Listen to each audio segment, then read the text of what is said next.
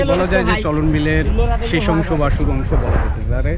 সিংড়া উপজেলা থেকে মাত্র 4 কিলোমিটার পূর্বে। চমৎকার এখানকার পরিবেশ। আপনি যদি আমার পিছনে বা বিভিন্ন পাশে লক্ষ্য করেন, অনেকটাই সি বিচের একটা স্বাদ পাবেন। এখানকার পানিটা অনেক স্বচ্ছ, পাশাপাশি সুন্দর মেঘলা আকাশ এবং অসংখ্য নৌকা, এবং এই অঞ্চলের সাধারণ লোকজন নৌকাতে যাতায়াত করে। পাশাপাশি প্রতিদিন হাজার হাজার দর্শনার্থী এখানে চলে আসে। যদি আজকে ছুটির দিন না, যে কারণে কম, এবং পরন্তু দুপুরবেলায় আমি মধ্যে অবস্থান করছি। যদি এখানে বিকেলে হতো তাহলে দর্শনার্থীর পরিমাণ অনেক বেড়ে যেত। পাশাপাশি আপনারা লক্ষ্য করছেন কিছু সংখ্যক নৌকা এই মুহূর্তে নৌকাতে লোকজন চলাফেরা করছে বা মজা করছে, পিকনিক করতে আসছে নৌকাতে। এরকম অসংখ্য নৌকা যাচ্ছে। আপনি এখান থেকে এসে নৌকা ভাড়া নিয়েও পুরো চলন বিল সারাদিন ঘুরে বিকেলবেলা ইজিলি আবার বাড়ি যেতে পারবেন। আমার সঙ্গে আজকে ভ্রমণ সঙ্গী হিসেবে রয়েছে মাহমুদুল হাসান মানিক। আমার সত্যি কথা বলতে, আমি যদি কক্সবাজার ধরেন তাহলে আমার মনে হয় যে আমাদের চলন বিলি সেরা। ও ভাইয়া, নৌকাটা আপনারই এটা? হ্যাঁ, আমারই। এই নৌকাটার দাম কেমন হবে? 2,30,000 টাকা বাঁধে দেবে। এখন কেউ যদি এখান থেকে নৌকা রিজার্ভ নিয়ে, অর্থাৎ আপনার কাছে ভাড়া নিয়ে মোটামুটি চলন বিলের যে এই এলাকার যে পয়েন্টগুলো রয়েছে, যদি সারাদিন ঘুরতে চায়, সেক্ষেত্রে কেমন টাকা নেবেন আপনারা? 8 থেকে 7 এরকম। 7 থেকে 8,000 টাকা। এখন যাত্রী সংখ্যা যদি কম বা বেশি হয় তারপরে এরকম? হ্যাঁ, মানে দেখা যাচ্ছে 50 জন কি 40 জন 30 জন এরকম আর কি। আর এছাড়া বেশি রেটও আছে। নৌকার উপর ভিত্তি করে। নৌকাতে কতজন ধরবে? আমার নৌকাতে 100। হ্যাঁ, 100-র উপরেই যাবি। দর্শক, আমি আছি হচ্ছে জাহাঙ্গীর মোল্লা ভাইয়ের সঙ্গে। আপনারা যখন এখানে আসবেন এই সিংড়া পয়েন্টে চলন বিল ভ্রমণের জন্য, অবশ্যই ওনার এই চমৎকার নৌকা, যেটা 100 জন ধরবে, এবং ভাড়াও 7 থেকে 8,000 টাকা। হয়তো বা ভাইয়ের সঙ্গে কথা বললে আরও কম হবে আর কি। সো আপনারা আসবেন, নৌকা ভাড়া নিয়ে তার নৌকাতে সারাদিন এনজয় করতে পারবেন। 07291911062। অনেকদিন হলেই ঘরে বন্দি থেকেই অনেকেই বোরিং ফিল করছেন।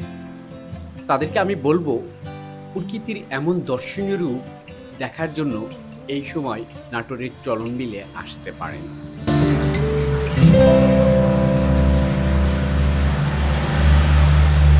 এই সিংড়া পয়েন্টের নয়নভিরাম দৃশ্য দেখে আপনি হয়তো অনেক শ্রান্ত সেটিও ভুলে যাবেন। নিজেকে অনেক ফ্রেশ মনে হবে।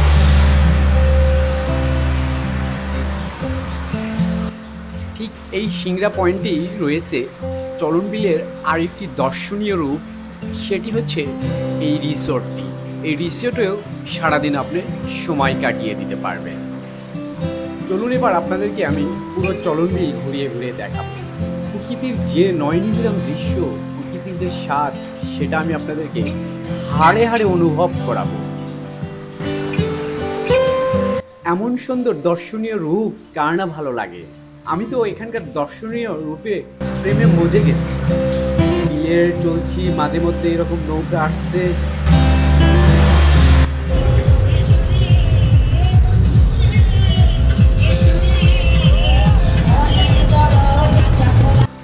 মাঝে মধ্যে এরকম নৌকা ডান্স পার্টি পাবেন। তাদের দেখে অনেকটা খুশি হবেন। আবার আপনারা চাইলে নিজেরাও এরকম পার্টি নিয়ে সারাদিন সময় কাটাতে পারবেন চলন বিলে।